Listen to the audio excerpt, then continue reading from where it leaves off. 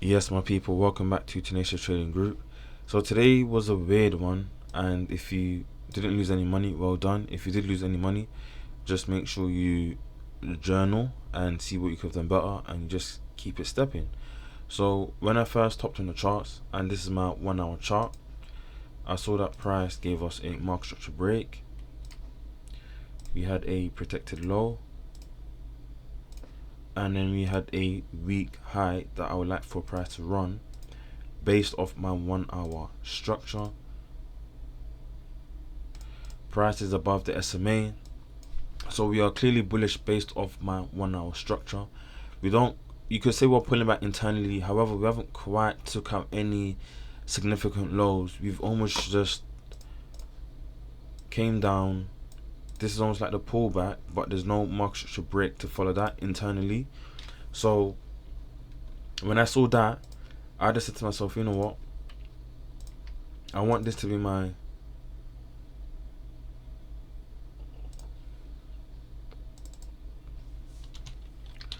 draw of liquidity, my dough for the day, where I like price to come back to this area, and then potentially I'll start looking for either longs or shorts, because either way this could end up being my 1, 2, 3, 4, 5, or we could end up having a zone where this could end up being my 1, 2, 3, 4, 5. So it really depends on what price wants to give us, and then from there I'll look to frame a trade. But overall, price is bullish. However, I understand that potentially internally we could be pulling back. So now that I've got my higher time frame out the way, and I go to my 5 minute, you can kind of see that price was kind of ranging between our SMAs. So again, like if he was bullish, understandable. If he was bearish, also understandable, because we're kind of caught in the range. So for me personally, as I was saying, I would like price to take out this this low, and then I'll potentially start to look for a potential trade. Or even if price could take out this high, then also that won't be bad for me as well, and then I can start potentially also looking for long. So I don't want to get caught up in this mess where a lot of people will be getting caught up. I don't want to be a part of that. I just rather let price take out a certain low, which will be this area here, or rather let price take out a certain high, which will be this area here, and then I will start looking for a trade, whether that's going to be higher or lower. But based off the SMA, we are kind of stuck in between this range. Price is just kind of stuck. And then when we went down to the 1 minute, it was even more, I wouldn't say it was even worse, but it wasn't any better. And again, like you could easily have caught this trade where potentially this could have been your 1, this could have been your 2, this could have been your 3 at the time, obviously 4, 5, and obviously price goes back down. So you could have said that this is potentially, I don't know, SBS model 1, and then that's a trade back down. However, yeah, that's not bad to be fair, and that could be a trade back down. Would I have taken the trade personally? No, not really. Especially how we're double-sided both ways. It just wouldn't have made sense. Plus, it was before my trading time, so yeah, it just wouldn't have made sense.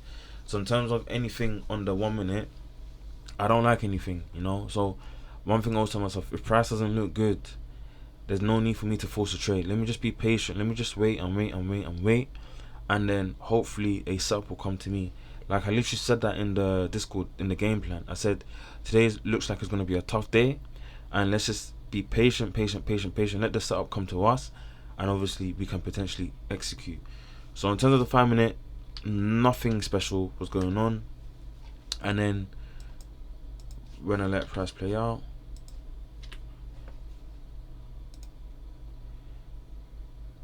you see how we came close, but we failed to do so. And then finally we have that dollar of liquidity where price has now actually draw of liquidity, sorry, where price has actually now taken out that low. So if I want to now draw a zone from this area now, I could, but let's just see how price plays out from here. And you see, now we're just kind of stuck within that specific range, because if I go back to the 1 hour chart, you can now say that price is potentially trying to head down towards this unmitigated move origin. And if you're now looking for longs potentially within this zone here, I wouldn't blame you. We now have a bigger SPS where this could be a 1, this could be a 2, this could be a 3. Obviously price will do something now, 4, and now that's your 5. You could have the SMA where this is your protected low to the high. We haven't quite tapped the 618, but we are fairly close. We are fairly close to the 200 SMA, and then from here you just go down to potentially to your 5-minute time frame. Wait for a flip, so the flip will come from this area here, and after this flip you wait for confirmed market structure break, get above the SMAs, and then that could be your game plan where price continues higher. Or when you go back to the 1 hour, we can see that price is now clearly pulling back. So if you want to be a part of this pullback leg, then all you're going to do is just look for bearish zones, which is going to help you trade the internal structure, taking the trade back down. So this is the current chart right now. Not much has actually gone on, if I'm going to be completely honest. Yeah, not much has gone on, but I did catch a lovely gold trade, which I'm going to break down in just a minute. Okay, so now I'm on gold, and this is 3 o'clock. You guys already know my trading time. And if you just go to the 1 hour chart, price was personally, I'll say we were bearish. The only reason why I came up with that hypothesis was because if you just zoom back, this was a market structure break followed by this one. Then we had a market structure shift, market structure shift again, market structure shift again. So technically this is my protected high, this is my weak low, and right now we're just within internal structure. We could also say that this is your 1, this is your 2, this is your 3, 4, 5. Obviously price was above the SMA, but it looks like now we have gone below, and then hopefully we continue making lower lows and lower highs. But this is off my 1 hour chart, sorry. So if you go down to the 5, you can clearly see that price also ended up taking out these lows, ended up taking out these lows, then ended up taking out these highs. However, there are a lot of areas where price might want to, liquidate first before potentially, going lower. So at the time of this potential trade, I had my fib drawn up from this high to, at the time I think it was, yes, this low. I mean, some people might draw it out from this high. However, if there's an area where price might want to bounce from first, it's going to be from potentially this area here. Hence why I marked out my my 618 like this. And within this, you have SBS where this area here is your 1. Actually no, sorry, this is your 1, this is your 2, this is your 3. You're waiting for sweep for 4 and then 5. So when I saw this, I understood that price was just in a pullback leg, and I'll just wait for price to tap into something, give us our sweep, and then I'll look for lower lows and lower highs. So sometimes your bias is gonna switch, because at first, again, as I said, I was biased. My bias was shorts for the day, because based on the 1 hour chart, I couldn't tell if price was going to respect this 200 SMA. But because we were below it, I just said, you know what, price should potentially respect this 200 SMA and continue to make lower lows and lower highs. But as I said before, based off market structure, technically we was in a bearish zone. So when that was done, I already knew that price was in a pullback leg, and one of the main reasons why I was able to establish that was because price was bullish based off the SMA, but price was also bullish based off structure. So I was actually looking for a trade long, hoping that price will come mitigate this area here, this unmitigated move origin, and then I'll look for a trade that potentially might take me lower. So originally we had our first flip here,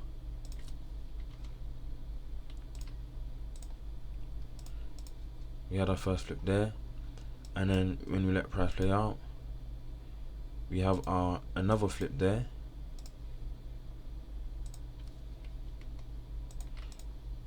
and then when we let price play out again, we are so flip followed by market structure break, followed by boss. We've had our sweep now as well, so I'm just gonna narrow this down quickly. We've had our sweep as well. So now, again, price is still very bullish as we're making higher highs and higher lows. And then I just said, you know what? Let me get in. So this is what I saw. Drop this fib from this low to this high. And then when you let price play out, we tapped. And then this is where I actually wanted to enter, but I was just a little bit hesitant. The reason why I was a little bit hesitant was because ideally I wanted price to get above this high. Obviously you guys can't see it because I had a second shot, but ideally I would like for price to get above this high, give me some sort of retracement, and then I'll look for this trade higher. However, we do have SBS combo. Let me just delete this one here. However, we do have SBS combo where technically this is my 1, 2, 3, 4, 5. We don't quite sweep on this one, but on GC we did. This is MGC. On GC we did. But yeah, so yeah, GC we did, I promise guys. But yeah, so this will be my 4 and 5, but I just didn't take it because I was a little bit skeptical. And even if I drop my fib from this low to this high, what do we end up doing? Tapping the 618 to the T, and then price gives us that win right there. So yeah, so this would have been probably the A-star setup in terms of price was bullish based off my 1 minute time frame, which would potentially be my higher. We had SBS, we tapped into this area here, and then obviously we reacted from this area here, you know, and we started to make higher highs and higher lows. But originally, if I entered off this flip here, then this would have been the better setup for me. You might not be able to see it here, but so you might not be able to see it here, but I was looking for SBS model 1 potentially to help me get this, take the trade higher, and then we basically get it here. So it was one, my bad. It was 1, 2, 3, 4, and then 5. And obviously if I drop my fib from this low to this high, we come close.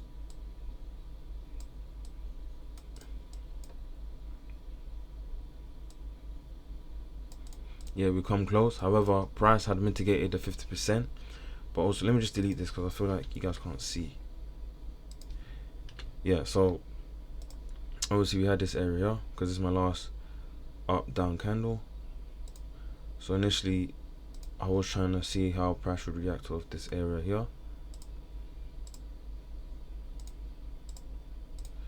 you know, and if I just even drag it across, we can see how price went from being support to resistance to support to resistance. So this is a key area where price might want to come back, tap into, and hopefully we, you know, bounce higher. And obviously that was the case for me today. I was able to capitalize on this, and then I think I had my, it's like that, stop just below this area here, and then targeted. I got stopped out because I had my thing pretty high. So around here so I took profit here,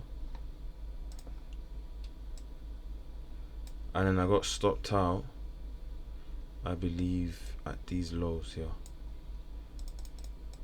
Yeah, so price just stops me out there, and then that was me done. So took majority of my profit, not majority, but took half cons there, and then took my other half at these lows right here where I got stopped out, and then that was me done for the day. And obviously when we let price play out, you know, these things are gonna happen. And if I just exit the, you see that? So sometimes your bias is gonna switch, and you're gonna have to accept that. You're not always gonna be right. We're just here to get paid. We're not here to be right, as Dave always loves to say. But that's it for today. I don't want to make this video too long. But always remember, guys, that victory belongs to the most tenacious. And I'll see you guys tomorrow. Ciao.